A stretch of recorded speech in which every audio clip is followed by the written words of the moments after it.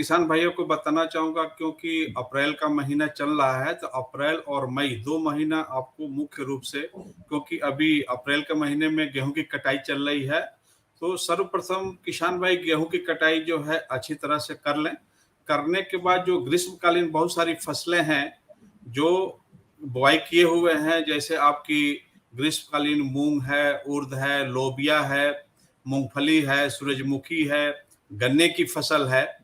इसमें जो है सिंचाई सुनिश्चित करें क्योंकि आप देखेंगे दिन प्रतिदिन जो हमारा तापमान है करीब 40-41 डिग्री टेम्परेचर जा रहा है। तो किसान भाइयों को मैं सलाह देना चाहूँगा कि खेत में प्रॉपर नमी बनाए रखें, जिससे कि आपका जो ग्रीष्मकालीन फसल है उसको कोई नुकसान ना हो।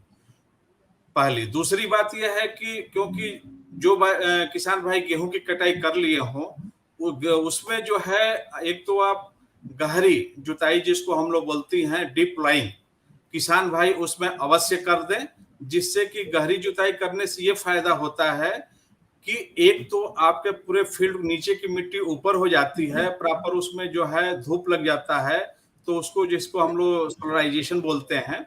तो उससे भी जो कीड़े-मकोड़े का जो प्रकोप होता है, उसको हम नियंत्रण कर सकते हैं, खरपतवारों का नियंत्रण कर सकते हैं। तो गहरी जुताई जो है बहुत ही ज़रूरी है क्योंकि गहरी जुताई से बहुत सारे आप देखेंगे लाभ भी होते हैं। गहरी जुताई से मैं किसान भाइयों को बताना चाहूँगा कि सर्वप्रथम उसमें सबसे अधिक जो लाभ होता है,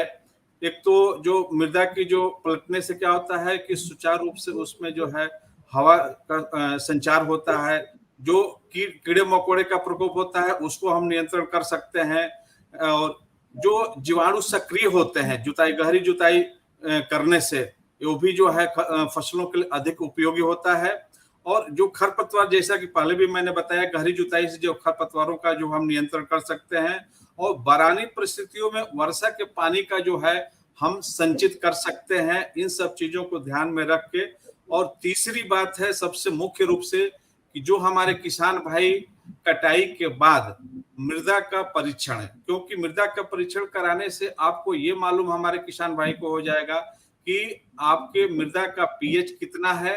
आपके मिट्टी का जो है कार्बनिक पदार्थ की मात्रा कितनी है, नाइट्रोजन, फास्फोरस, पोटास की मात्रा कितना है। तो इससे हमारे किसान भाई को ये फायदा होगा कि अगली जो फसल लेंगे उसमें पोषक तत्वों को जो है हम नियंत्रित मात्रा में प्रयोग कर सकते हैं।